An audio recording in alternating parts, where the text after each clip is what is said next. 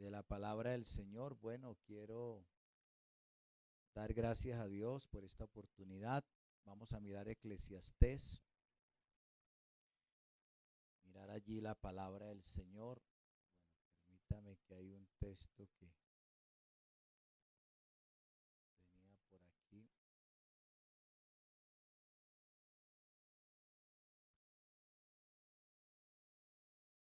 Y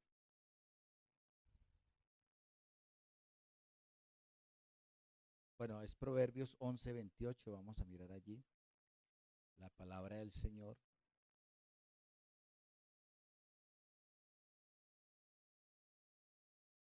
Y gracias a Dios por esta oportunidad. Quiero saludar especialmente al hermano Howard, su esposa, sus hijos, la iglesia en este lugar. Dar también, bueno, dar gracias a Dios. Hoy me acompaña un escudero, el hermano Heiler. Vino para traerme en su carro y bueno, gracias a Dios por este joven que está aquí con nosotros. Hay dos textos. Uno está en Proverbios, que les dije, 11:28, ¿cierto? Y el otro es Eclesiastés 5:10. Vamos a mirar estos dos textos de la palabra del Señor. Proverbios 11:10, 11:28 dice: el que confía, bueno, esta versión dice, el que confía en su dinero se hundirá, pero los justos reverdecen como las hojas en primavera. Y Eclesiastés 5:10, ¿cómo dice? A ver si lo proyectamos. A ver, todos, ¿cómo dice? El que ama el dinero no se saciará de qué? De dinero. Y el que ama el mucho tener no sacará fruto. También esto es vanidad. Siéntese, tenga la amabilidad. Bueno, yo veo sillas aquí adelantico, primera fila, y le invito a que se haga más adelante. Acérquese. Anoche les decía que por qué en los estadios, en los conciertos, la gente quiere los primeros puestos y en las iglesias no. Como raro eso, ¿no? Gloria a Dios, pero qué bueno que le demos el valor a lo que tiene gran valor. Amén. Bueno, hemos venido hablando de mayordomía y ayer hablábamos de qué. ¿Alguien me recuerda de qué hablamos ayer? Dios el dueño absoluto, ¿cierto? Y anoche veíamos que realmente no somos dueños de nada, que el Señor es el dueño de todo. Pero el Señor, siendo el dueño de todo, Él nos da en abundancia. Amén. Vamos a hablar hoy respecto a una parte de esa mayordomía porque es muy interesante. Anoche veíamos que Dios nos da la vida, Dios es el dueño de la vida, el dueño del cuerpo, el dueño de los bienes, de la esposa, de los hijos, de las cosas. Y bueno, no hay tiempo para explicarlo uno a uno, pero vamos a hablar qué espera Dios que haga con los bienes que Él me da. En Proverbios dice, honra a Jehová con tus bienes. Entonces, Dios no tiene problema en darme, pero sí Él espera que yo lo honre. Y vamos a hablar de este tema del dinero, que es un tema que a quien no le interesa el dinero. Oiga, no, nadie le interesa el dinero, ¿no? Yo no creo eso. ¿A quién no le gusta el dinero? Pero sabe que uno de los temas más contradictorios o controversiales del ser humano es el dinero. Vea, el ser humano pídanle una cosa, pídanle otra, pero mientras no le pidan dinero, la cosa es, pero pídanle dinero. O toquen el tema del bolsillo, de la economía y verá que ahí empieza a haber algunas dificultades. Sabe que Este Eclesiastés 5:10 en otra versión dice, los que aman el dinero nunca tendrán suficiente. Qué absurdo, dice esta versión, qué absurdo es pensar que las riquezas traen verdadera felicidad. Tenemos un problema y es que le damos a veces demasiada importancia al dinero o más de la que el dinero tiene. ¿Sí? Uno no va a decir que el dinero no es importante. El problema es que estamos haciendo del dinero o la sociedad ha hecho del dinero lo más importante. Por allá Proverbios dice, si como a la plata me buscares, ¿cierto?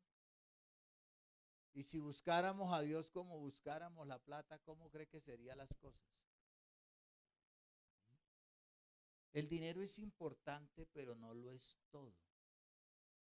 Y hay que darle el valor que tiene, pero no el valor, más del valor que es. Vea, el dinero no lo es todo. Usted puede comprar comida, pero usted no puede comprar apetito. Usted puede comprar medicinas, pero usted no puede comprar salud. Usted puede comprar una cama cómoda, pero usted no puede comprar el sueño. Usted puede comprar un libro, pero usted no puede comprar la inteligencia. Usted puede comprar diversión, pero no felicidad. Así que el dinero no lo es todo. Pero lamentablemente para algunos el dinero se ha convertido en todo. Y el dinero no lo es todo, ni lo soluciona todo. Si usted estuviera en un desierto y tuviera $1.000.000, ¿para qué le sirve $1.000.000 en el desierto? Para hacer una hoguera por la noche porque el clima es bien extremo, ¿cierto? Pero en un desierto, ¿para qué sirve un bulto de plata?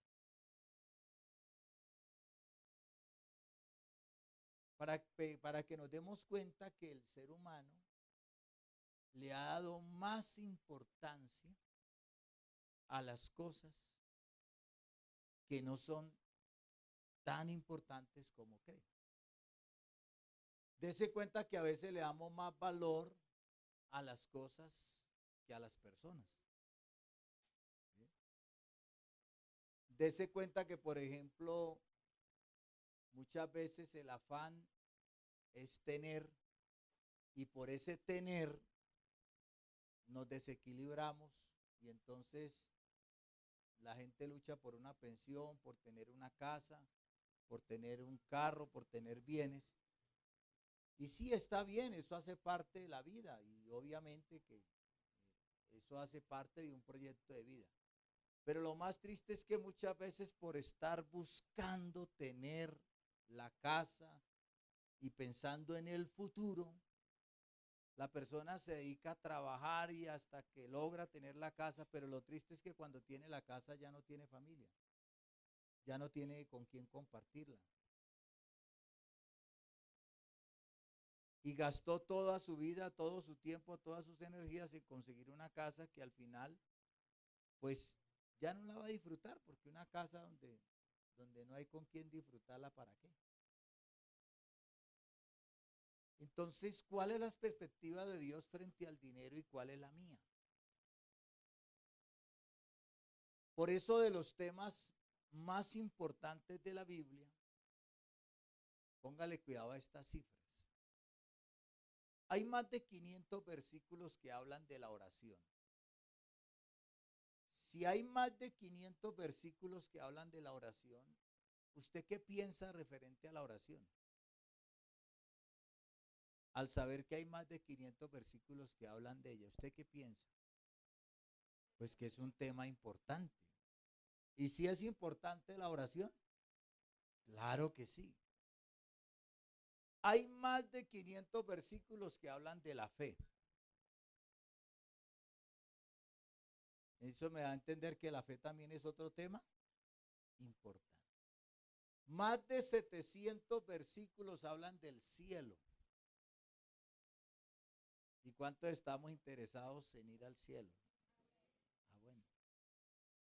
Dese cuenta que ahí ya sube la cantidad, las cifras, gracias. Pero hay más de 2000 versículos relacionados con el dinero. Yo le pregunto a usted, ¿por qué hay más versículos que hablan del dinero y de los bienes que de la oración, que de la fe o que del mismo cielo? ¿Será porque el dinero es más importante? Porque una de las cosas más complejas para manejar en la vida es el tema del dinero. Entonces, la Biblia habla más del dinero no porque el dinero sea más importante de todos, sino porque el hombre necesita aprender más de ese tema para manejar y darle lugar al dinero. Gloria al nombre de Jesús. Porque lamentablemente muchos han hecho del dinero su Dios, su todo. Por eso 1 Timoteo 6:10 dice, porque la raíz de todos los males es el ¿qué? No dice que es el dinero, sino es el amor al dinero. Y usted no ha visto que la gente entre más tiene, más quiere. El ser humano es de los seres más insaciables. Y en uno de los temas que el ser humano es más insaciable es en el dinero. Vea, hay gente que ya tiene suficiente para vivir una vida tranquila, cómoda. Pero la gente en vez de disfrutar, quiere almacenar y almacenar y almacenar. Y por eso ustedes recuerdan la parábola del rico insensato. Recuerda que el rico insensato se puso a pensar un día, oiga, ¿qué haré porque tengo mucho bien? El rico insensato ya tenía para vivir bien toda su vida. Pero él no estaba disfrutando la vida por estar pensando en tener más. ¿Y qué dijo el rico insensato? Bueno, él no está pensando en disfrutar la vida, no está pensando en valorar lo que ya tiene, porque está pensando en lo que no tiene. Ese es un problema que tenemos los seres humanos. Nunca disfrutamos lo que tenemos por pensar en lo que no tenemos. ¿Usted no ha visto que la gente compra una cicla y no disfruta la cicla porque está pensando en la moto? Y compra la moto y no disfruta la moto porque ya está pensando en el carro. Y compra el carro y no disfruta el carro porque está pensando en el helicóptero. Pero la Biblia dice, contentos con lo que tenéis ahora. O sea, aprenda a disfrutar lo que ya tiene. Disfrute lo que tiene. Si no tiene moto, ni carro, ni bicicleta, disfrute los zapatos, desgástelos, pero disfrútelos. Si tiene solo la bicicleta, disfrútela. Y si tiene el carro, disfrútela. Pero anoche veíamos que el Señor nos da las cosas es para que las disfrutemos, pero no para que nos adueñemos ni nos apeguemos a nada. A lo único que nos debemos apegar es al Señor. Del único que debemos depender es del Señor. Entonces, la Biblia no condena al dinero, ni tampoco critica a los ricos. El problema no está ahí. El Señor no dijo que es imposible que un rico se salve. Y ese concepto de que hay que ser pobre para ser fiel, ese concepto está errado. O el concepto de que para uno ser un buen cristiano no puede ser rico. La Biblia muestra lo contrario. La Biblia habla, anoche hablábamos que de Job Dios decía que era hombre justo, recto, temeroso de Dios y apartado del mal. Oiga, es un hombre que tiene todas las credenciales que debería tener un cristiano. Pero la Biblia dice que ese hombre que era justo, recto, temeroso de Dios y apartado del mal, era el más rico de todos los orientales. Y el ser rico no le impidió ser buen cristiano. Abraham no era caído del zarzo, era otro hombre rico. La Biblia habla de que tenía 300 criados. Dígame usted una empresa para sostener a 300 empleados. Y era un hombre de fe.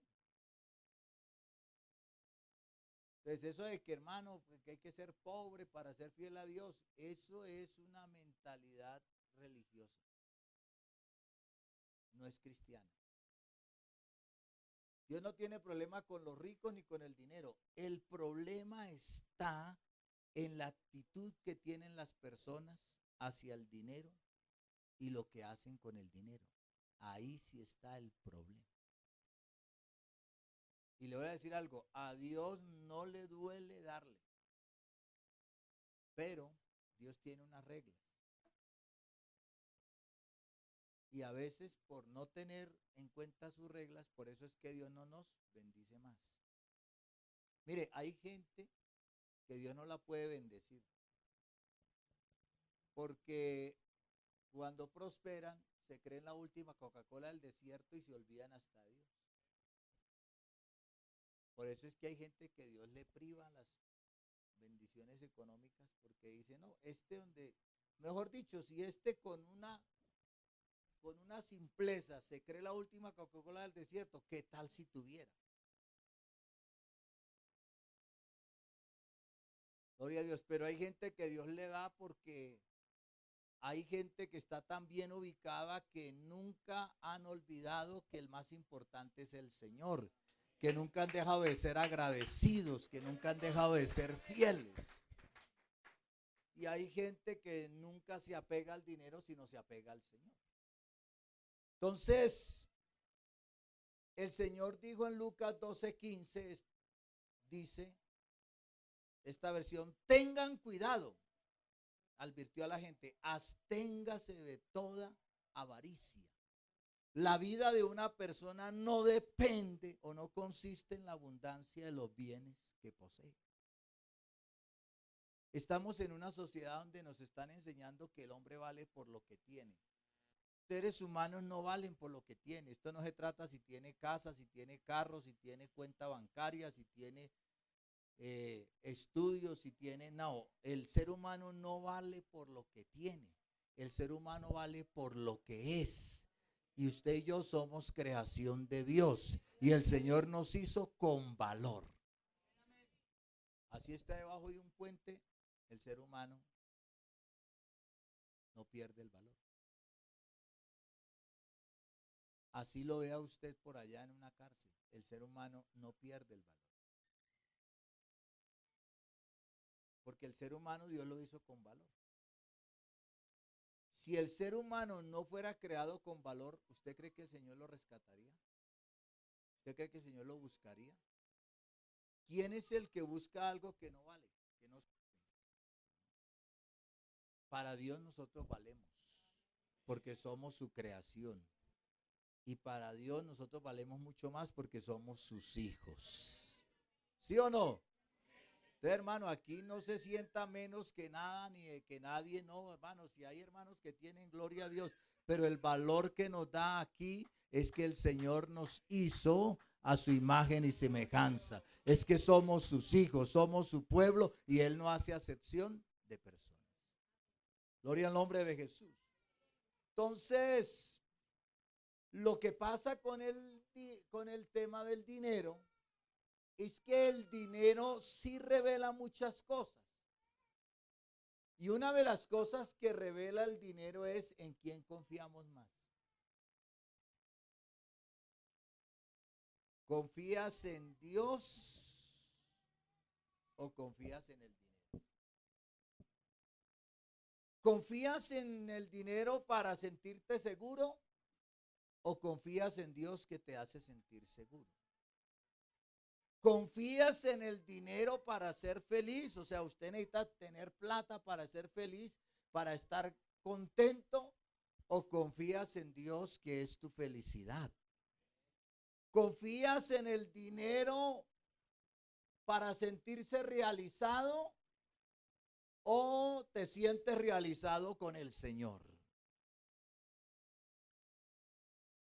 ¿Necesitas dinero para sentirte completo o ya te sientes completo con el Señor?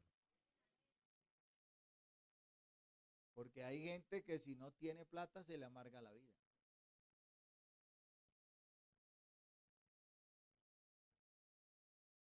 Pero hay otros que aunque no tengamos plata, si tenemos al Señor estamos bien. Porque hemos entendido que el todo de la vida es Dios. ¿De qué serviría tener dinero y no tener al Señor? No, yo prefiero no tener dinero, pero tenerlo a Él. Porque si lo tenemos a Él, lo tenemos todo. Y tenemos lo más grande. Gloria al nombre de Jesús. Entonces, ¿sabe que el dinero muestra en quién confiamos? Si en Dios o en nosotros. Hay gente que dice, vea hermano, si no fuera por la empresa, ¿yo qué haría? Si no fuera por el negocio, ¿yo qué haría? Pero hay otros que decimos, si no fuera por el Señor, no podríamos. Porque es que sin Dios, hace años cantábamos un coro que es una gran realidad, sin Dios nada somos en el mundo, sin Dios nada podemos hacer. Pero hoy cantamos otra realidad, que nos falte todo, pero que nunca nos falte Él. Gloria al nombre de Jesús. Porque hemos entendido que la verdadera riqueza es Dios. ¿O no? No es la plata. Y con Dios usted aprende que no necesita plata. Con Dios usted aprende que no necesita las cosas. Con Dios aprende que usted lo necesita a Él.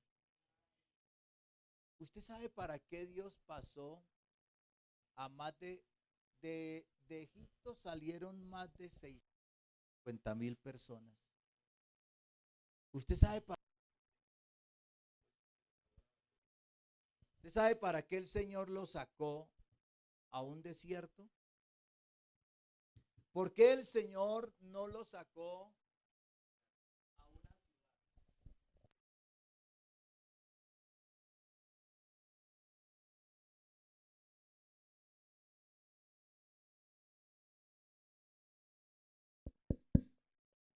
ciudad?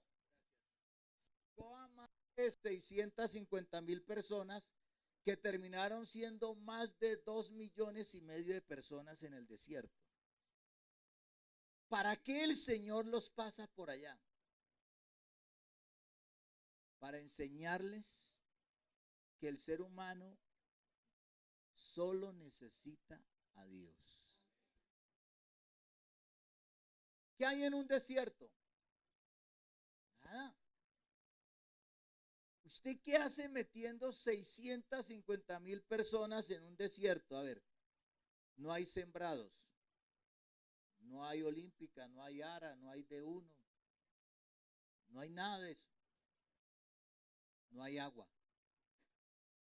¿Cómo sobrevives con tanta gente en un desierto? En el día hay unas temperaturas, aquí está haciendo calorcito, ¿no? Pero esto no se compara a las temperaturas que hace en el desierto. Una temperatura que lo deshidrata a usted menos de nada. Lo calcina.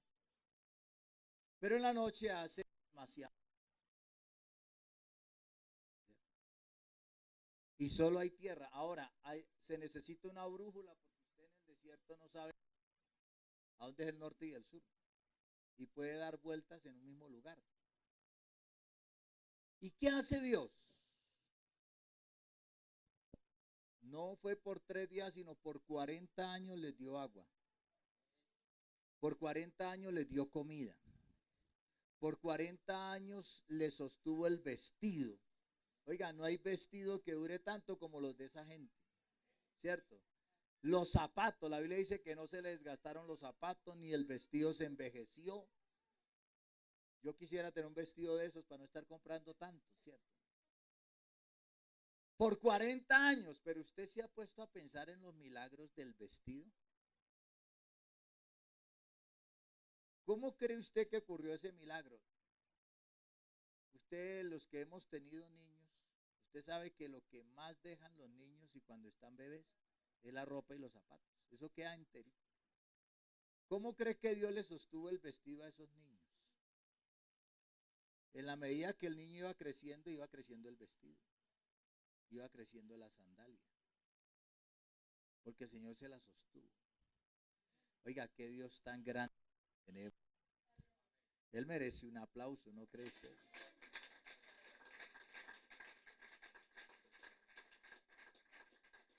Les dio agua, les dio comida y les puso una sombrilla. Les puso una nube, pero esa nube no solo era para darle sombra, sino era la brújula en el día.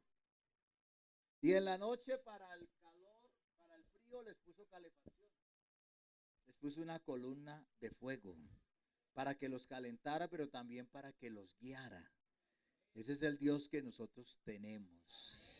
Y nadie puede decir en el desierto, es que mi trabajo, es que mi negocio, es que yo fui hábil para las cosas. No, la gente tiene que decir, es que el Señor ha sido fiel, el Señor ha sido bueno.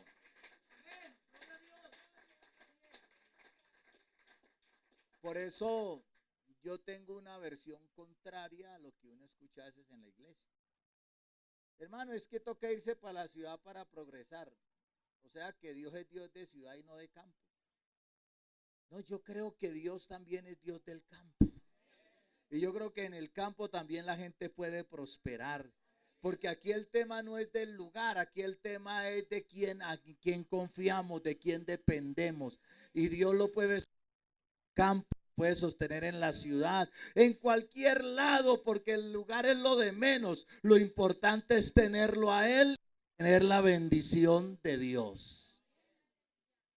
Eso es algo que usted debe aprender, hermano. Yo por eso, cuando un hermano se apega a un trabajo, perdóneme lo que voy a decir, de pronto va a ser atrevido,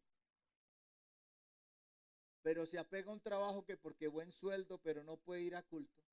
Nunca puede ir a culto, y si puede ir a culto va por ahí cada mes al estilo camello. Hay hermanos que son como el camello, no aquí, sino en otro lado. ¿Usted sabe cuáles son los hermanos como el camello? El camello tanquea una sola vez para 40 días. Por eso tiene la joroba. Entonces él se llena de agua y por eso es un animal hecho para el desierto. Y puede durar 40 días y hasta más y no necesita agua. Y hay hermanos camellos en la iglesia.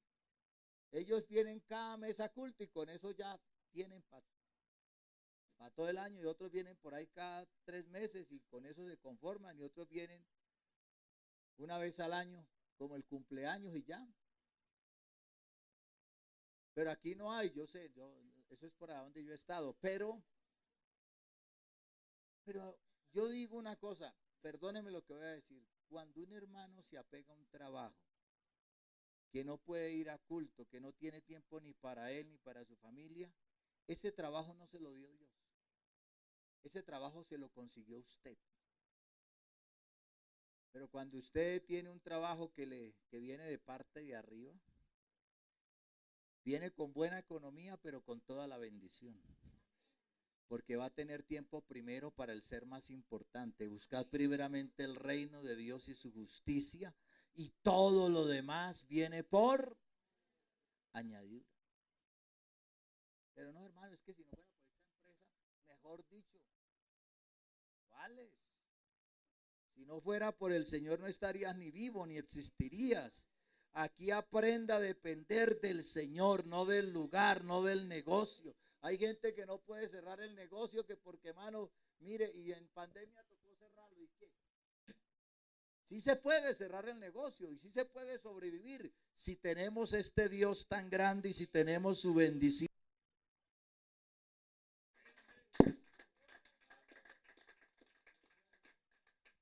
Parece que algunos no lo creen, pero se puede. Es que dale el lugar que debe tener Dios en la vida. Una de las cosas que no nos deja prosperar es eso. No le damos el lugar que le corresponde a Dios. Y ponemos por encima de Dios el dinero, las cosas. Y el Señor, ¿qué dijo? Busque primeramente la plata, primeramente el reino de Dios. O sea, primero los intereses de Dios y después los míos. Amén. Entonces, la forma como administramos es la clave para que Dios nos dé más. ¿Sabía usted que hay una conexión entre el manejo del dinero y la bendición de Dios? Si usted no aprende a administrar el dinero, no va a haber la bendición de Dios. Porque la primera regla de Dios es que tienes que honrar a Dios con tus bienes. Esa es la primera regla, que la voy a ir explicando en la medida que estoy desarrollando el tema. Lo primero que yo hago con el dinero determina quién es el más importante en la vida.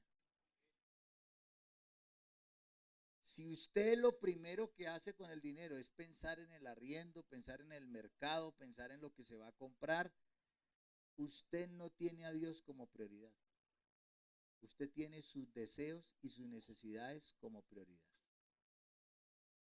Pero si cuando usted toma el dinero, lo primero que piensa es en honrar a Dios, es que usted le ha dado el lugar a Dios. Cuando usted le dé el lugar a Dios en su economía, Dios le dará su lugar en su bendición. Así que el problema es que si usted no está prosperado, el problema no está en Dios, el problema está en usted. Por eso, hermano, como manejamos el dinero determina cuánto Dios nos puede bendecir. Imagínense que la Biblia dice que busquemos primero el reino de Dios. Ese buscar el reino de Dios no es solo venir a culto, no es solo orar. Ese buscar el reino de Dios es pensar en los intereses de Dios. ¿Y cuáles son los intereses de Dios? ¿Cuáles son los intereses de Dios? Su obra. Es decir, que el que piensa en los intereses de Dios, piensa en la obra de Dios. Es tan contradictorio que una persona dice que ame a Dios y no ama la obra de Dios. No, es que yo amo a Dios y no le importa la obra de Dios. O sea, eso es incoherente. Si usted de verdad ama a Dios, usted ama la obra de Dios. Si usted de verdad ama a Dios, a usted le interesa el desarrollo de la obra de Dios. Porque es que a Dios no se le dice que se le ama. A Dios se le demuestra que se le ama. Decirlo es fácil, aquí lo decimos a toda hora. Yo te amo. Pero es que amar no es decir, amar es demostrar. El verdadero amor son actos de sacrificio. Ese es el verdadero amor.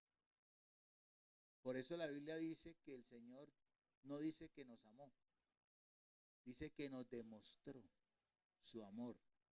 Mas Dios muestra su amor para nosotros. ¿Y cómo lo demostró?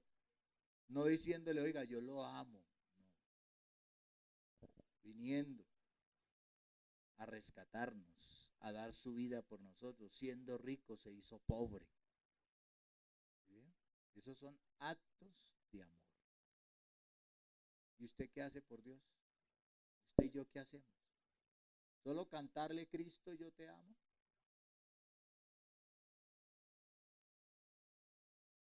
Gloria al nombre de Jesús. ¿Cómo manejas el dinero determina cómo Dios te va a bendecir? ¿Sabe que Dios le hizo un reclamo al pueblo? Dijo, Dios le hizo este reclamo al pueblo. Eso está en Ageos 1:4.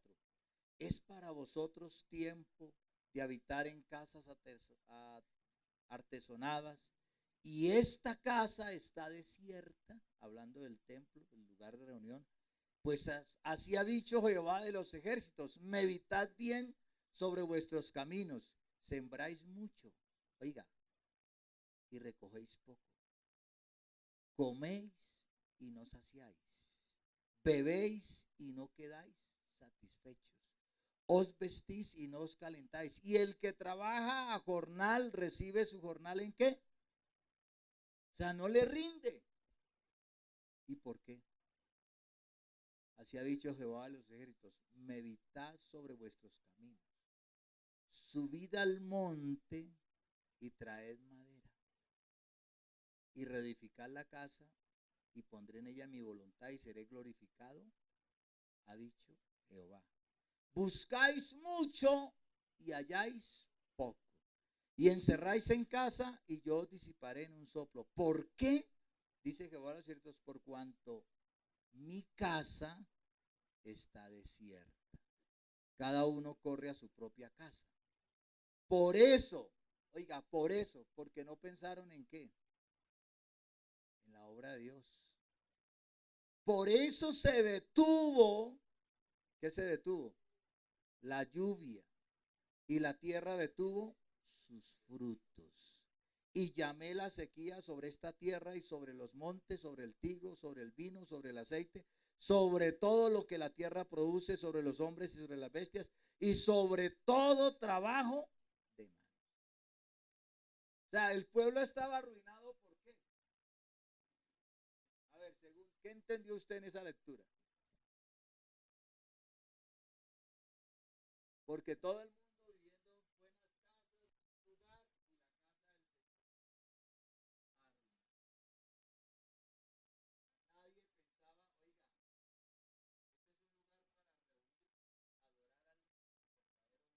oiga, más grande, este debe ser el mejor lugar del sector. Así usted no diga amén. Porque si Dios nos da lo mejor, ¿qué merece Dios?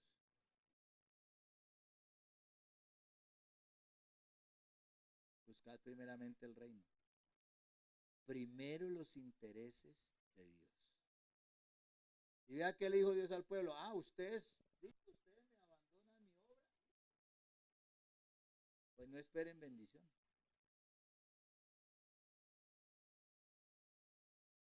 Quedó en silencio esto. Pero es que así es la palabra. Si no les quedó claro así, pues hermano, que Dios los ilumine. Eso hay que ponerle cuidado. A Dios no se le da cualquier cosa, a Dios se le da lo mejor. Pero ¿de quién depende eso? Vea, se lo voy a poner de esta manera. Si Dios estuviera pensando en bendecir a alguien, darle una bendición grande, ¿a quién se la daría? Al hermano más indiferente que le duele hasta dar una ofrenda, que le duele dar un voto, que ni diezma. ¿Usted cree que Dios va a bendecir a una persona de esas? Donde bendiga a una persona de esas y en esa persona Dios tenga esperanzas, no solo se muere el pastor de hambre, se acaba la obra de Dios. Pero Dios busca al generoso, porque la Biblia dice el alma generosa. No dice que será empobrecida, será prosperada. ¿Y sabe qué está buscando Dios? Gente.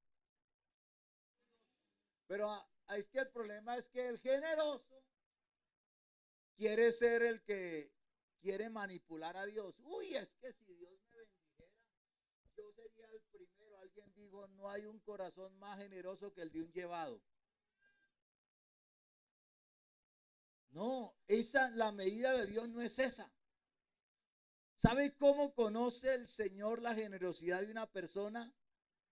Cuando de lo poco le da mucho. Porque el que lo poco es fiel, en lo mucho lo pone el Señor. Y Dios está buscando gente fiel.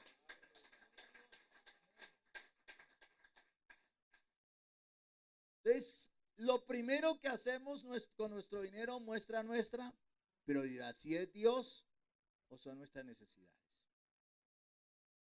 El dinero no debe hacernos olvidar de Dios. Lo contrario, debe recordarnos lo grande que es.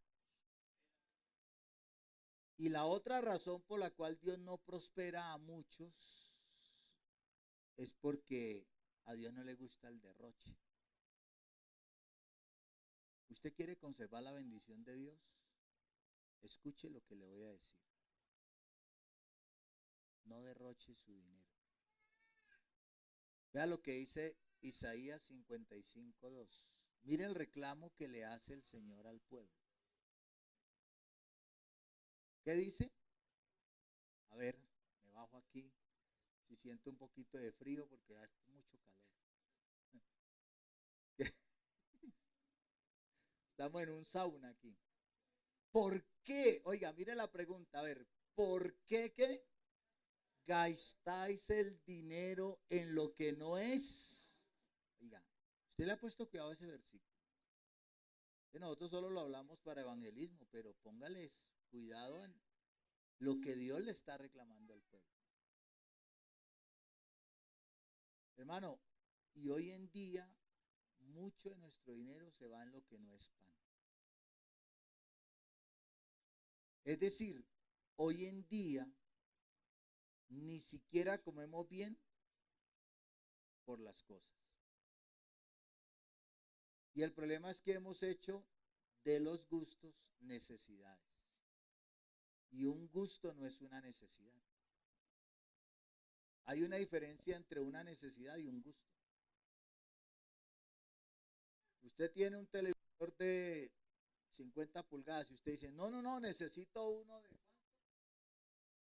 Esos que tiene usted allá de 70. ¿Cuál otro? De 80. ¿Cuál es la diferencia para la pantalla más grande? Pero va a ver lo mismo. Y resulta que se endeuda por comprar el televisor más grande y después no tiene para la cuota y entonces descompleta el mercado, no tiene para el arriendo. ¿Por qué gastáis vuestro dinero en lo que no es? Bueno,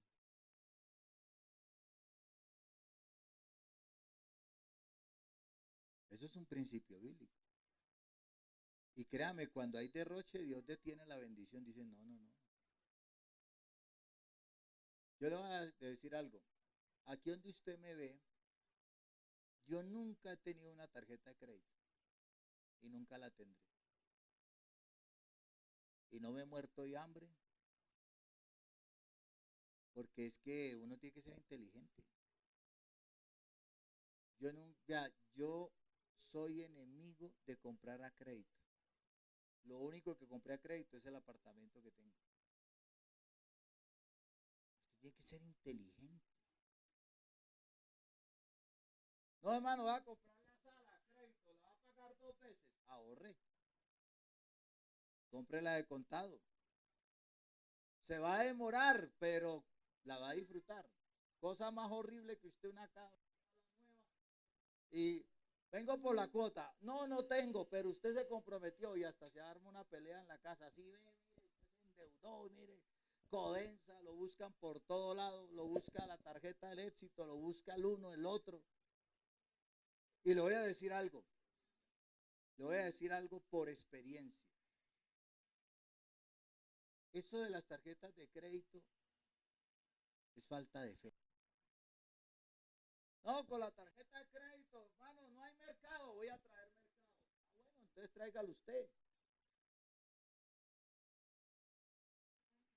Y por eso Dios no actúa muchas veces, porque usted todo lo soluciona a su manera. Cuando yo empecé el ministerio, en ese tiempo el mínimo estaba, creo que no llegaba a 200, y sí, tal vez a 200 llegaba. Y cuando yo salí al ministerio, el mes que más entraban 60,000 pesos. Cuando me casé, mi esposa trabajaba en la superintendencia de medicamentos, bueno, de salud, y ella era regente, ella entregaba medicamentos. Ella se ganaba como 500 y pico en ese tiempo. Y yo le dije, vea, yo le voy a decir algo, si tú te vas a casar conmigo, yo vivo con 80.000 pesos y la bendición de Dios. No, a mí no me importa. Nunca nos faltó. Porque el día que nos faltaba, Dios hacía algo. Yo me acuerdo un día, a mí no se me puede olvidar, una de tantas experiencias, un día mi esposa dijo, uy, yo tengo unas ganas de comer queso y yo no tenía un peso en el bolsillo y no había nada. Pero si hay la tarjeta de crédito, pues vamos, saquemos queso. Pero cuando no hay la tarjeta de crédito, usted ya aprende. Dios proveerá. Y más, y ese dicho siempre lo he tenido. Dios proveerá. No es una palabra de cajón, es que yo creo en la provisión de Dios. Y yo me acuerdo que a la hora tocaron la puerta. Y llegó una anciana y dijo, hermano, vine al pueblo a hacer una diligencia y como venía para acá, vine a traerle esto. ¿Y qué cree que trajo? Queso y huevos. Ah, es que el Señor es el que sostiene. Es que Dios sí sostiene. Yo me hice un propósito, nunca sacar fiado del mercado. Si me tocaba una guapanela, una guapanela. Pero es que, hermano, yo tengo quien responda por mí. Pero la tarjeta de crédito es una tentación que usted resulta comprando lo que no necesita. Nosotros duramos como 4 años con un taburete y ahorramos, compramos la sala de contado, compramos el comedor de contado, la lavadora de contado. Nunca he comprado a crédito. ¿Por qué gastáis lo que no es pan? Y nunca he puesto por delante un deseo de una necesidad. Porque esa es otra. En el hogar, no, yo quiero el televisor, pero no tiene ni lavadora. No, usted tiene una lavadora que esa le ayuda más que el televisor. Yo creo que me va a ganar más de una hermana, pero me va a echar en problemas más de un hermano, pero bueno. Y vuestro trabajo, en lo que no sacia. ¿Vuestro qué? O sea, hermano, es que el dinero que usted recibe es fruto de su trabajo. Ahora, no le estoy diciendo que se vuelva un tacaño ahora, pero administre.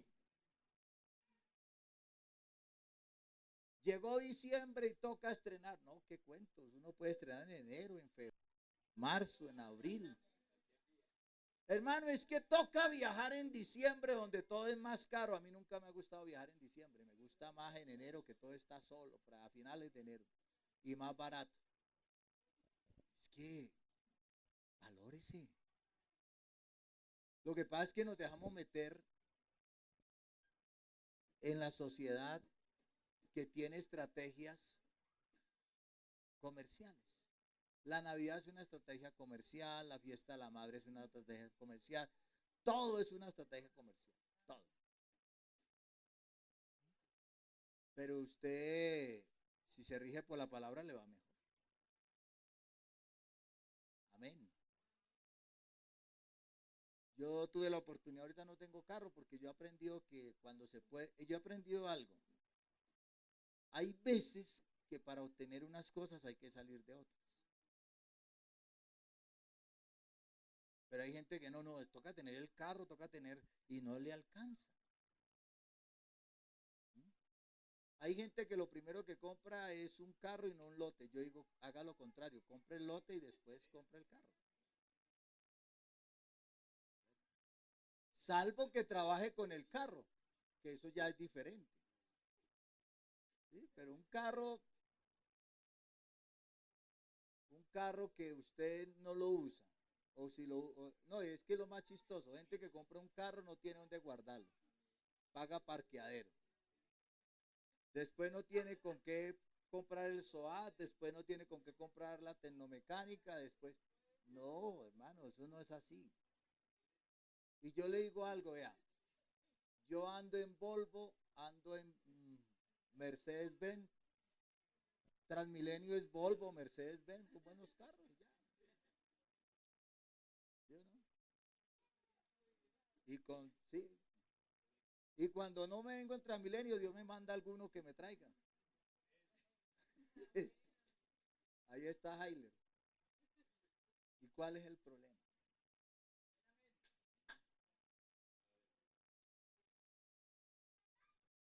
Vuestro trabajo en lo que nos sacia, oídme atentamente y comed del bien y se deleitará vuestra alma con grosura. Vamos a los principios bíblicos y verá que nos va mejor. Yo creo que el mejor diseño para la economía lo tiene el Señor.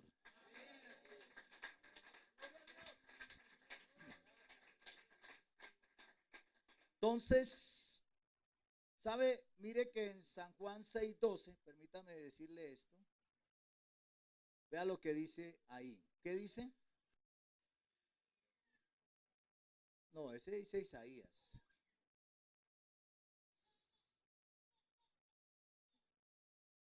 Y a ver, todos conmigo, a ver, todos.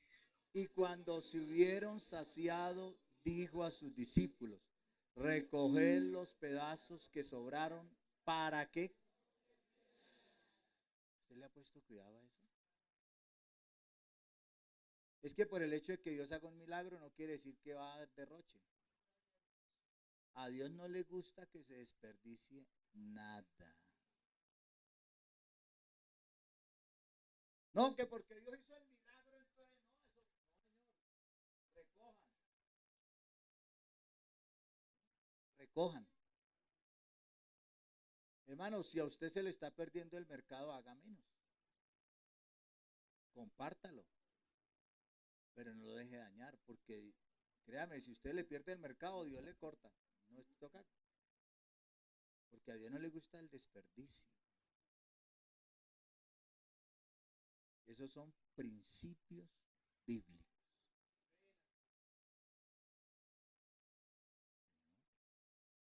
No derroche. ¿Cuántas veces nos dejamos llevar por, usted no, ahorita, ¿cómo se llama esa aplicación por donde usted compra harto? ¿Cómo se llama? Temu, ¿cierto? Vea, le aseguro que más de uno tiene cosas que las usó una o dos veces y ya están arrumadas. Desde herramientas, desde equipos, desde muchas cosas.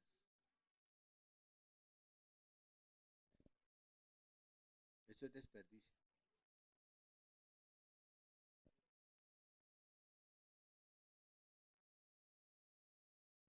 Póngale cuidado para que no se pierda.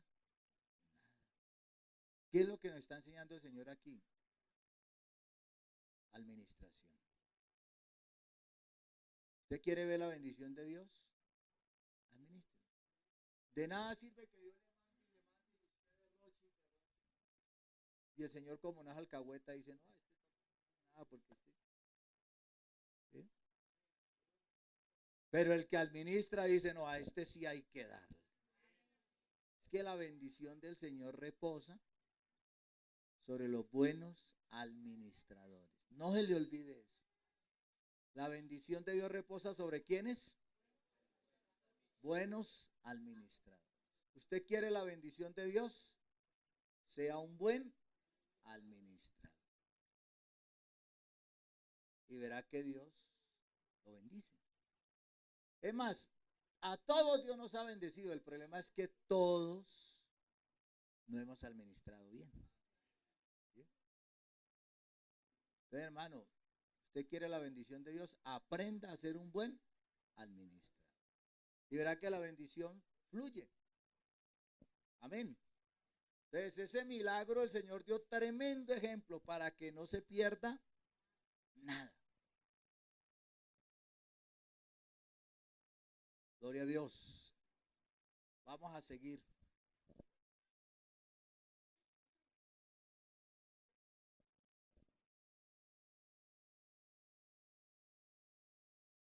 Dios determinó que entonces lo primero que debemos hacer con el dinero es ¿qué? Honrar a Dios. ¿Y cómo se honra a Dios? Con el dinero y con los bienes. ¿Cómo? Vamos a hablar en primer lugar de la ofrenda. ¿Aquí hasta qué horas tengo? Hasta las 1:30, listo. Yo no voy a alcanzar a dar todo, pero vamos a ver hasta dónde. Deuteronomio 6:16. O si quieres seguimos hasta por la tarde. No, tranquilos, voy a ser más resumido, pero Deuteronomio 6:16. Lo que pasa, hermano, es que a mí me interesa que usted se vaya con algo claro. Y si toca volver, pues volvemos, pero que la tenga usted clara, ¿cierto? Deuteronomio 6:16, ¿qué dice?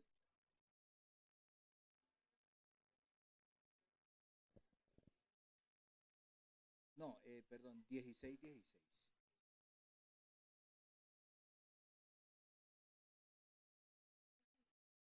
A ver, 3 veces, a ver, ¿qué dice? 3 veces cada año aparecerá todo varón tuyo delante de Jehová tu Dios, en lugar que escogiera en la fiesta solemne de los panes sin levaduras, y en la fiesta solemne de las semanas, y en la fiesta solemne de los tabernáculos, aquí para allá, en primera, a ver, y ninguno se presentará delante de Jehová. Oiga, ninguno se presentará, ¿cómo?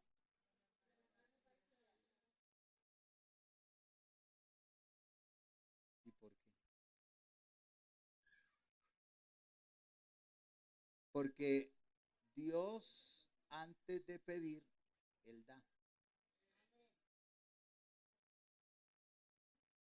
Y así como Él da, Él espera que tú le des.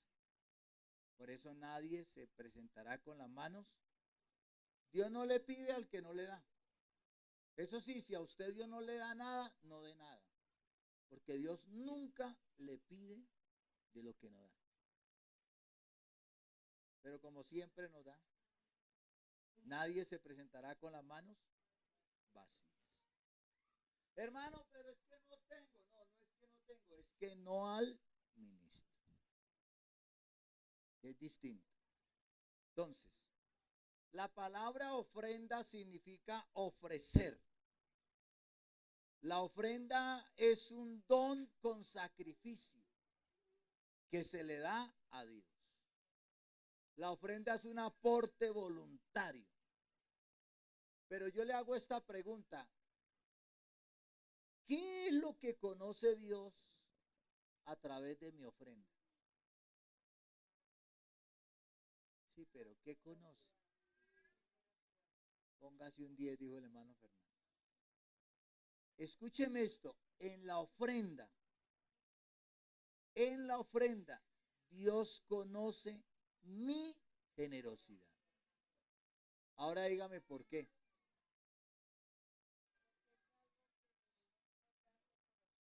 Sí, pero ¿por qué? Hay una clave. Vea, en la ofrenda Dios conoce la generosidad porque en la ofrenda, no hay un porcentaje determinado. ¿Quién decide cuánto ofrenda? Entonces, ahí es donde Dios conoce si usted o si usted.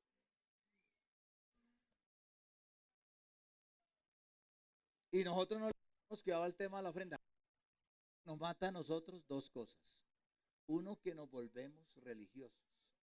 Entonces, como es la costumbre ofrendar, ¿m? Y dos, porque se nos olvida a quién le damos. Ah, es que otra vez ofrenda, ya qué necesidad hay. Es que usted, vea, yo quiero decirle algo. Usted nunca le ha ofrendado al pastor ni a la iglesia. Ni le ha dado diezmos al pastor ni a la iglesia. ni le he dado votos al pastor y a la iglesia.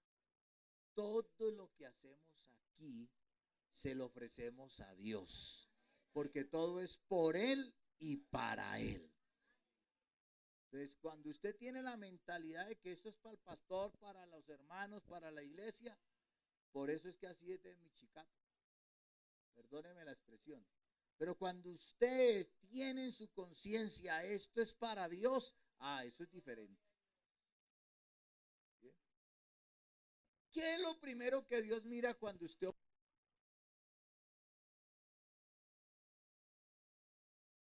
Génesis, ponga por favor Génesis 4:3 rapidito, vamos aquí corriendo porque aquí como que el reloj corre más que abajo. Dice, aconteció andando el tiempo que Caín trajo del fruto de la tierra. ¿Qué trajo? Una ofrenda a Jehová. Verso 4.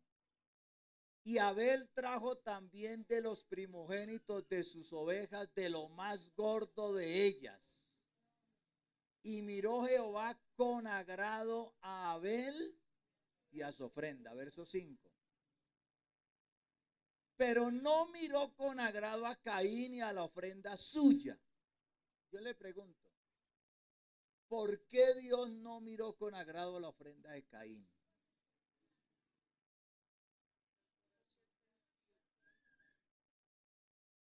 Yo me recuerdo cuando niño, yo soy criado en el Evangelio, a uno le decían, no, lo que pasa es que no, yo creo que Caín trajo las mejores frutas. El problema es que, escúcheme bien, Dios lo primero que mira, dice, devuélvanlo al verso 3. A ver, ayúdenme con esta parte. No, verso 4, sí, qué pena. Y Abel, a ver todos, y Abel trajo también de los primogénitos de sus ovejas, de lo más gordo de ellas, y miró, a ver todos, y miró Jehová con agrado. ¿Qué miró? Entonces, ¿a quién miró primero? A Abel. Primero Dios lo mira a usted antes de mirar su ofrenda.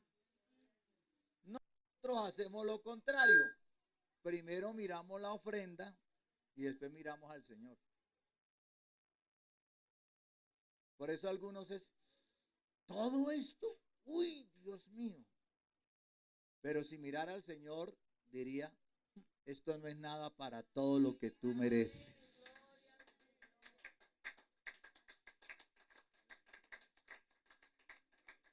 Escúcheme, cuando tú traes una ofrenda, cuando tú traes la ofrenda, Dios está mirando tu actitud.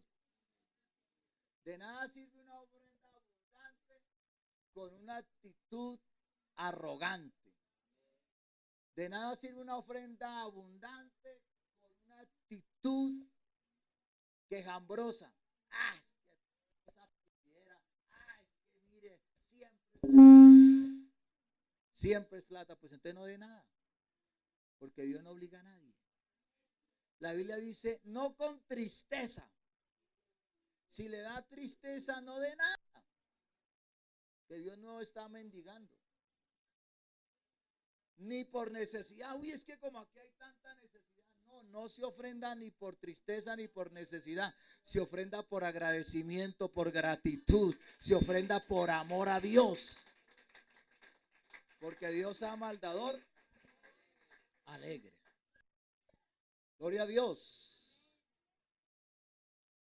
Y recuerde, escúcheme bien, Marcos 12:41 dice, escúcheme, ¿sabe algo que me llama la atención?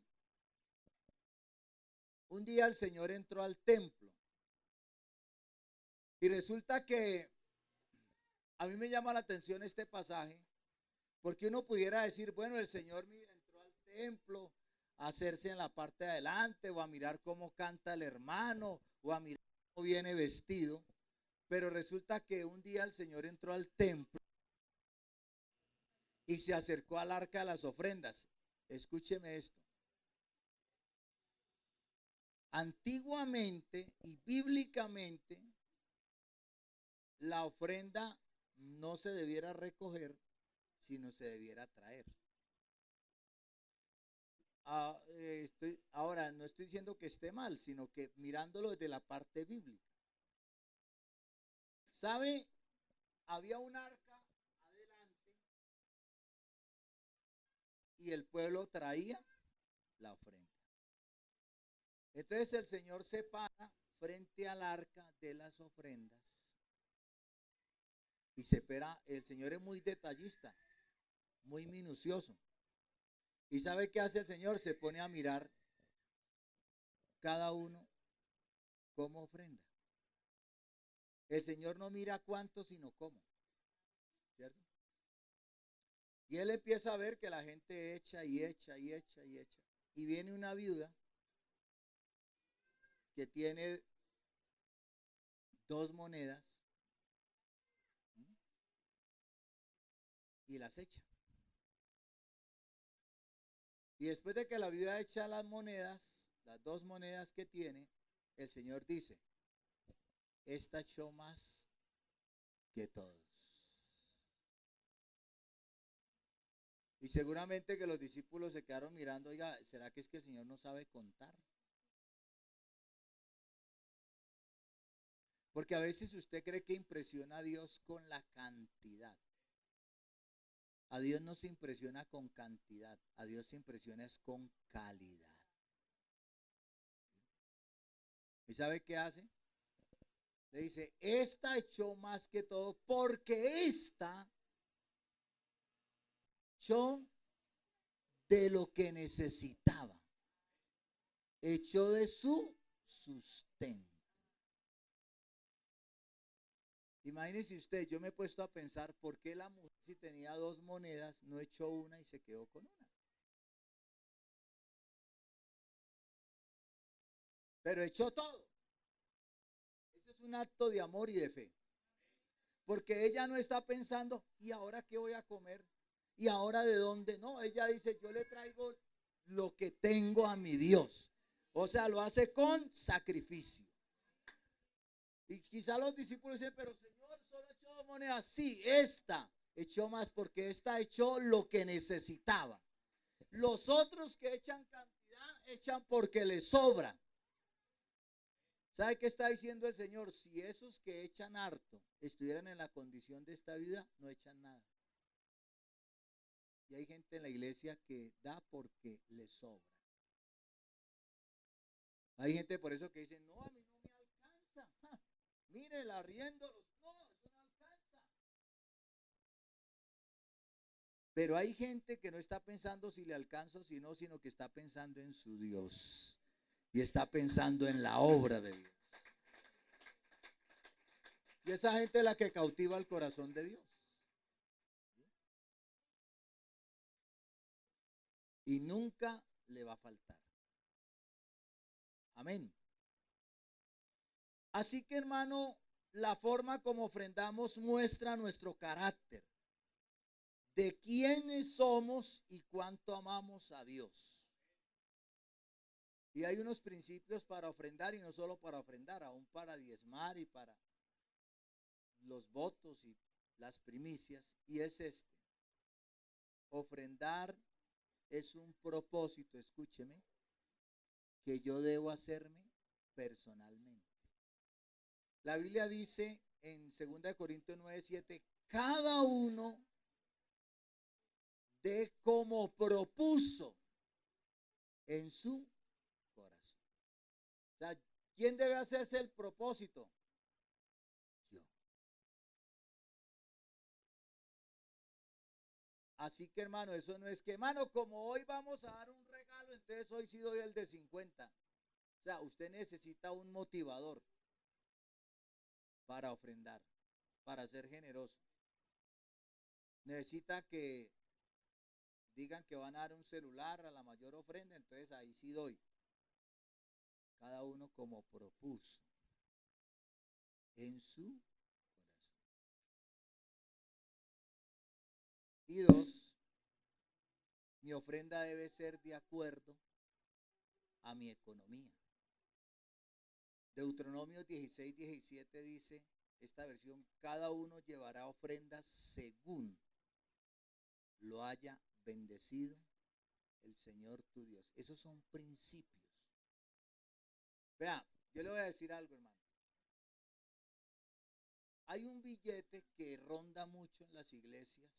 Antes era el de 1000, el de 2000. Pero la Biblia dice que hay que ofrendar es conforme a la bendición que Dios me ha dado a mí. Y te lo voy a poner de esta manera. Una persona que gana un mínimo no debe dar no es lo mismo la persona que ofrenda ganándose un mínimo a la que se gana 2, a la que se gana 3 y a la que se gana 4 y muchos más.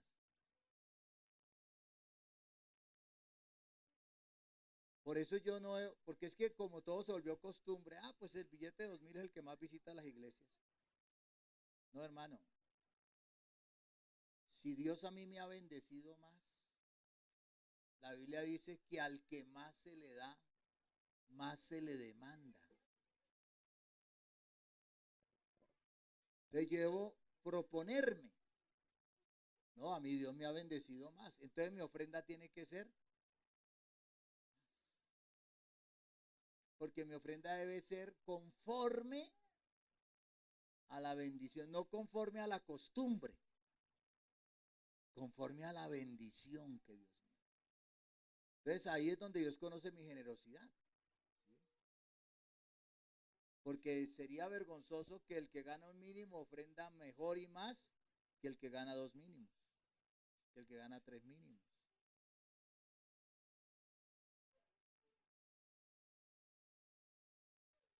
Y por eso muchos Dios no los prospera más, porque dicen no.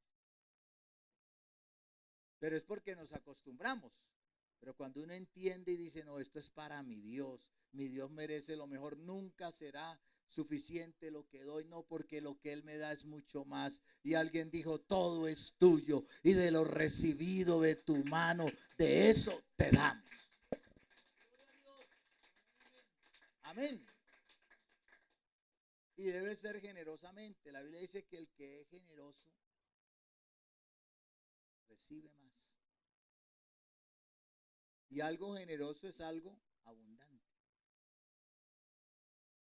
Amén. Bueno. Después de la ofrenda, ¿qué sigue? A ver si terminamos estos 10 minutos. El diezmo. ¿Qué es la palabra diezmo? Quiere 10% o décima parte. En la ofrenda Dios conoce mi generosidad. Y en el diezmo Dios conoce mi fidelidad. En la ofrenda estoy mostrando generosidad. Y en el diezmo estoy mostrando fidelidad. Y el Señor dice, mis ojos pondré en los fieles de la tierra. Y hay creyentes que creen que ser fiel a Dios es no tener otra mujer que no sea su esposa o no tomar. No, eso no es solo ser fiel.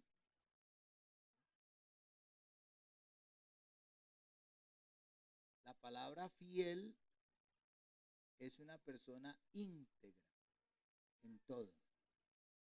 No solo que le es fiel a la esposa, no solo que es fiel en sus hábitos cristianos, sino también en sus compromisos y obligaciones cristianas.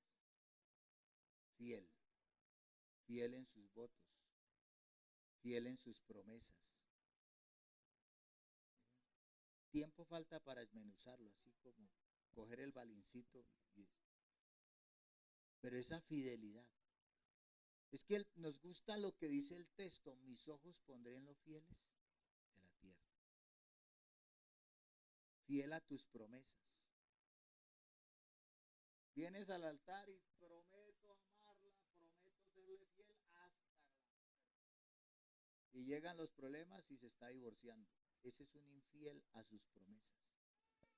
Porque prometió hasta la muerte. No hasta que tuviera problemas, Y ahorita está la palabra de moda. Es que ya no lo amo. Se me acabó el amor. Cuando a usted se le acaba la gasolina al carro, ¿qué hace?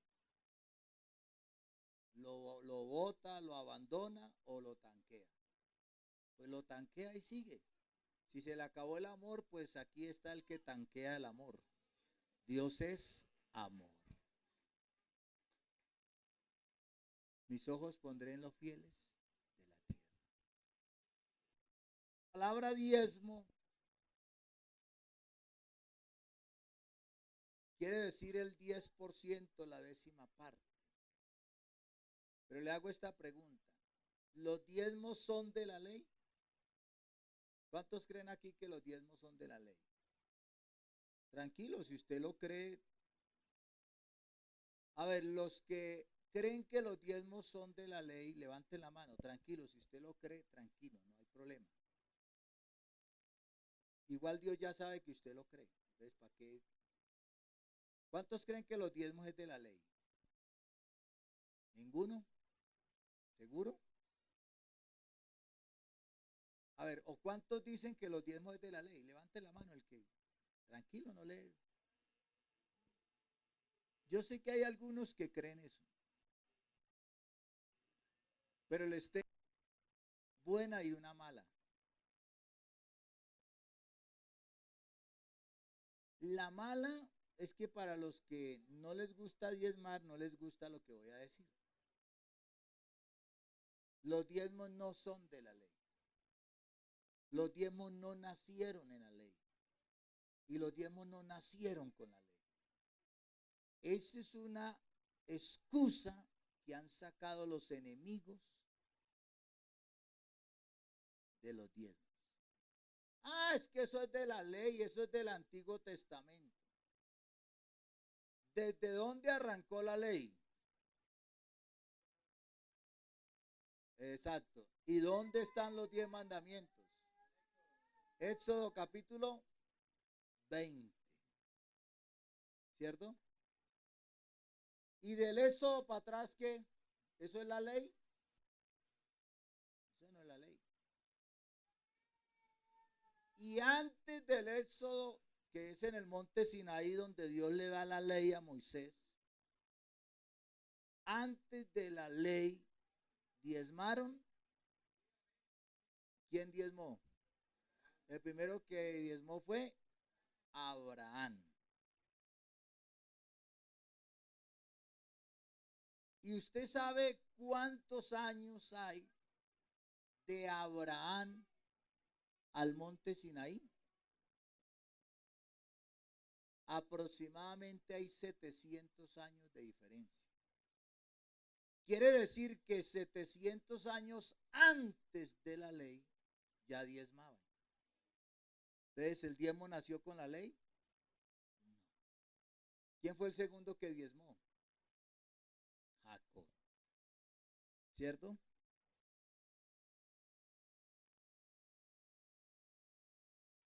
Y entonces Jacob diezmó. Bueno, Abraham en el capítulo 14 de Génesis, para los que están anotando, verso 20, encuentra que Abraham diezmó. Job diezmó, Génesis 28, 20 al 22. Pero mire lo que dice Génesis 20, 28, 20 al 22, dice, si fuere Dios conmigo, vea lo que dice Jacob, perdón. Si fuere Dios conmigo y me guardara en este viaje en que voy, y me diere pan para comer y vestido para vestir, y si volviera en paz de mi casa, a casa de mi padre, entonces el Señor será mi Dios. O sea, este no estaba ni convertido. Y este es el nieto de Abraham.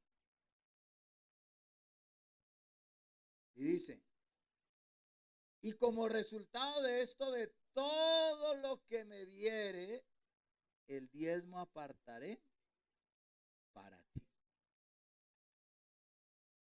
Ahora yo le pregunto a usted, oiga, es que Abraham y Jacob son tan inteligentes que se inventaron la fórmula del diezmo.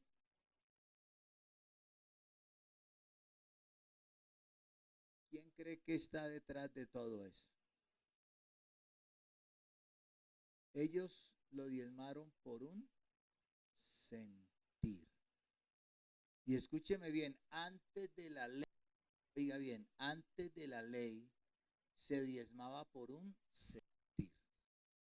Y ese sentir lo puso Dios en el corazón de estos hombres. Porque el diezmo es diseño de Dios. Pero nació ¿cómo? Por un sentir. Antes de la ley. Ahora viene la ley y en la ley ya es incluido. Pero no quiere decir que la ley ya 700 años antes lo hacían. Lo incluyeron en la ley porque era bueno.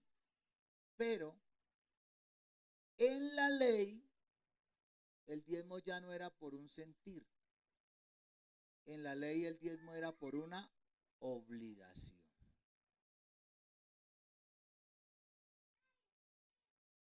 Y en la ley, ¿usted sabe cómo se diezmaba en la ley? Por miedo a no ser maldecido. Por eso Malaquías 3:8 empieza preguntando, ¿robará el hombre a Dios? ¿Usted qué dicen? ¿El hombre puede robar a Dios? Sí, sí lo ha robado, pero no debe robarlo. Y el pueblo dijo, ¿nosotros? ¿Cuándo te hemos robado? Y dijo, en vuestros diezmos y ofrendas, toda la nación me habéis robado. O sea, todo el que y ofrenda está robando, no al pastor, no a la iglesia, sino a Dios. Porque ¿quién está reclamando los diezmos y las ofrendas? ¿Un sacerdote, un profeta, un pastor? ¿Quién nos está reclamando en Malaquías 8:10? Dios. Eso es importante entenderlo. Generalmente el que reclama es el dueño. ¿Sí o no? Y entonces dice, traed todos los diezmos al alfolí y haya alimento en mi casa y probadme ahora, si no os abriré las ventanas de los cielos y derramaré bendición hasta que sobre. Pero antes de eso dice, malditos sois con maldición. Entonces en la ley la gente diezmaba, ¿por qué?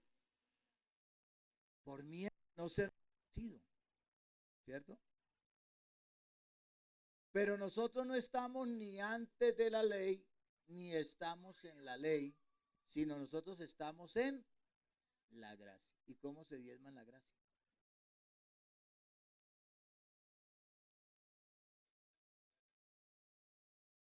Nosotros diezmamos por reconocimiento y por gratitud. No por miedo, sino por reconocimiento porque todo es de Él.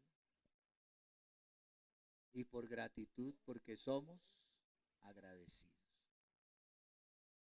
Entonces, si usted lo primero que hace es sacar sus diezmos cuando coge su economía, usted está pensando en Dios y en su obra. Gloria a Dios. Ahora, ¿de quién son los diezmos? ¿Del pastor?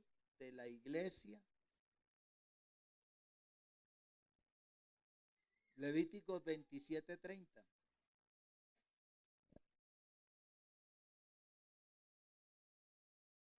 Vamos a terminar, alcanzamos a hablar de primicias y lo demás, pero dejémoslo ahí. A ver, leámoslo todos.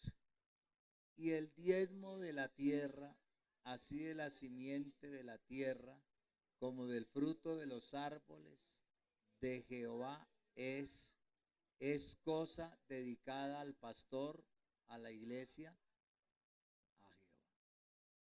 ¿De quién es el diezmo? Todos los que somos pastores antes de ser pastores, fuimos creyentes. Yo nunca le diezmé a un pastor y nunca le he diezmado a la iglesia. Mis diezmos se los he dado al Señor. Ese es el problema que tienen muchos. No, pero es que el pastor que nos mandaron, no, ese pastor. Porque creen que le diezman al pastor. Yo nunca le he diezmado a ningún pastor. Yo le diezmo a mi Señor. ¿Sabe cuál es el problema? Que a nosotros nos preocupa es qué va a hacer Dios con lo que le damos. Y eso ya no es problema de nosotros. Dios sabrá qué hará con lo que se le da. Eso es como si usted cuando recibiera el salario le dijera al patrón, oiga, ¿usted qué va a hacer con el salario? ¿Usted qué le diría? No, pues, por no ser grosero le dirá, no, pues es algo privado. Por no decirle que eso no le, no le importa.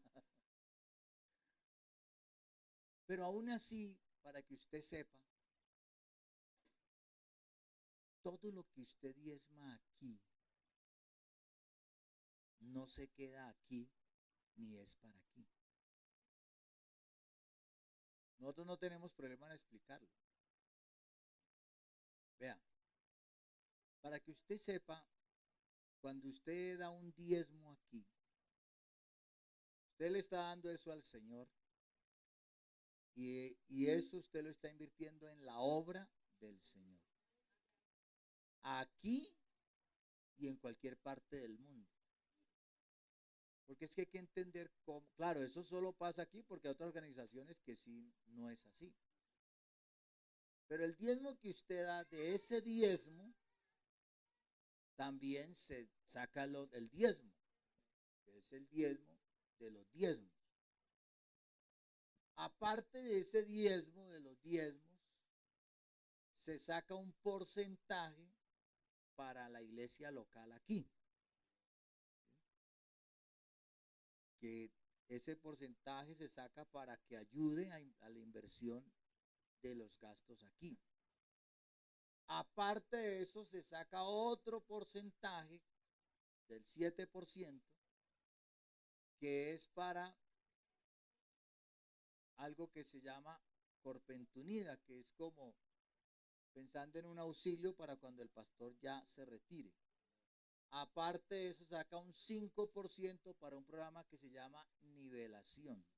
Bueno, el orden es 10%, después el 5%, después el 7% y después el orden, lo que queda aquí. Pero si usted analiza, si le suma a usted el 10 más el 5, más el 7, más el 5, ¿cuánto va? Va al 22. Más lo que se deja aquí, depende la economía de la iglesia. ¿Sí? Por cada salario mínimo se da un porcentaje, de acuerdo a la economía de la iglesia. Y ese programa de nivelación es un programa donde hay más de 1000 familias pastorales que están siendo auxiliadas en ese caserío, en ese pueblo donde solo hay 2, donde solo hay 3 o 4, y no tienen cómo sostener la obra del Señor. En otras palabras, cuando usted está diezmando aquí, está diezmando para más de 1000 pastores en todo Colombia. Y de ese diezmo de diezmos también se invierte en la obra a nivel nacional e internacional. Por eso es que hay misioneros cerca de 50 países. Por eso no está bien que un creyente que asiste acá dice, no, pues aquí hay harto hermanos, aquí no hay necesidad. Yo mejor le mando los diezmos al obrero que está allá en Morropelao. No, eso no es correcto. Usted desde aquí ya lo está haciendo. Y si usted tiene membresía aquí, su deber es hacerlo aquí. Donde usted se alimenta, ahí contribuye, ¿cierto? Pero eso, y ya después de sacarle todos esos porcentajes, ahí sí se saca lo del pastor. Entonces, para que cada vez que usted vaya a coger su diezmo, no vaya a decir, todo eso para el pastor. Eso es para la obra de Dios. Por eso Dios ha bendecido mucho a la iglesia, por eso la iglesia se ha extendido a lo largo y ancho del país, y no solo del país, sino del mundo. Por eso tenemos más de 5.000 sedes ya en Colombia, porque es que aquí no es que todo lo que muestra el pastor, no, esto es la obra de Dios.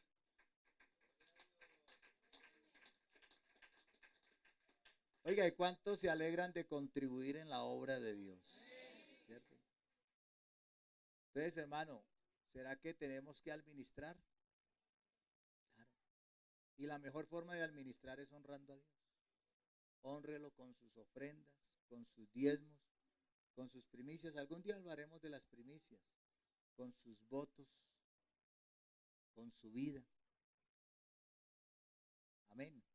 Porque lo primero que Dios mira es la persona. Y eso de que Dios mira primero la persona no es cuánto da, sino cómo vive.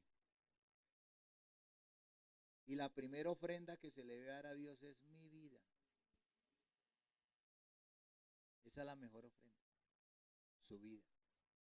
Una vida agradable, una vida obediente, una vida fiel, una vida santa para Dios. Y cuando de esa mano fiel, santa, vienen ofrendas y diezmos, es mucho más agradable delante de Dios. Que Dios nos ayude. Oiga, ¿usted quiere de verdad ser agradecido? ¿Usted quiere honrar a Dios?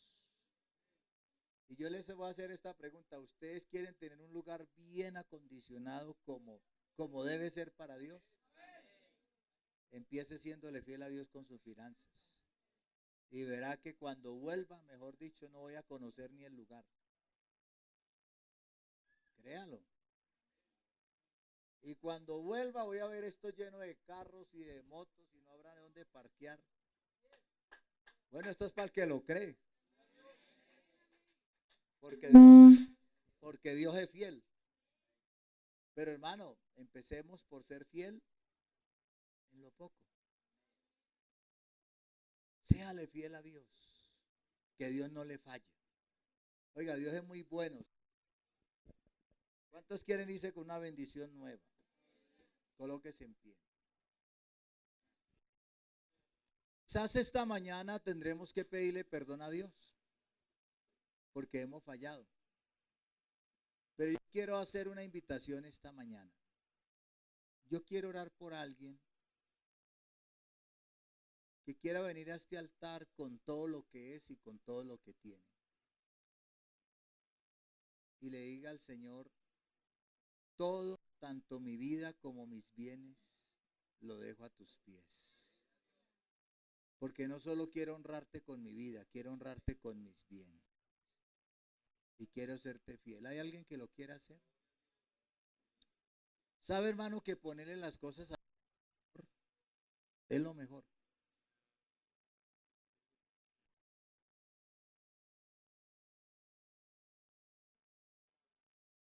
No le dé miedo. Colocarle sus cosas a Dios, sus bienes a Dios. Dígale, Señor, yo no me voy a pegar a nada. Hoy me pego a ti. Pero yo quiero honrarte, quiero serte fiel. Solo con mi vida, quiero ser con mi casa, con mi carro, con mi moto, con mi economía, con todo lo que...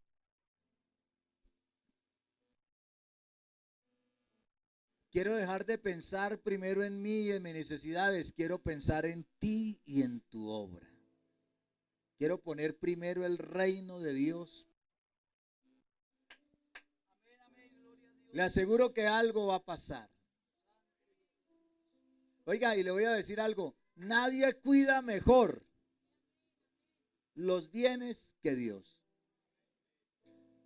Yo al Señor hace tiempo le entregué todo en un altar. Le entregué mi esposa, mis hijos, mi ministerio, le entregué todo. Algo es de Él. Pero le voy a contar este testimonio. Cuando uno le pone todo a Dios, ya uno no pierde. Vea, en diciembre tuve una experiencia. Iba en el carro, me rompieron el vidrio y me robaron el celular. Iba llegando a la casa, entonces yo le dije, bueno, señor, a mí no me te robaron a ti porque ese era para tu servicio. Oiga, hermano, Dios a través de una persona, sin que yo le dijera ni me pusiera ya como venga, no. Me invitó a hacer una vuelta y ¿sabe qué me regaló? Un celular nuevecito. Es que cuando usted tiene todo en manos de Dios, usted nunca pierde. Porque si llegas a perder algo, Dios responde. Pero cuando usted se apega a ello y guarda las cosas, vea, Job todo se lo tenía a Dios. ¿Y cómo terminó Job? La Biblia no dice terminó por allá pidiendo limosna, pobre Job por allá, no, la Biblia dice que Dios le dio el doble de todo lo que había perdido. Así que ponerle las cosas a Dios, perdóneme lo que voy a decir, es el mejor negocio que alguien puede hacer. No le dé miedo, póngale todo a Dios. Que si hay alguien que le cuida la casa, el carro, el negocio, la economía, es Dios. Y si algo pierde, Él se lo repone. Y si algo le falta, Él lo suple. Claro, esto es para el que cree, porque hay que creer en Dios. Hay que creer en su palabra y hay que creer en sus promesas. Padre Celestial, te damos gracias.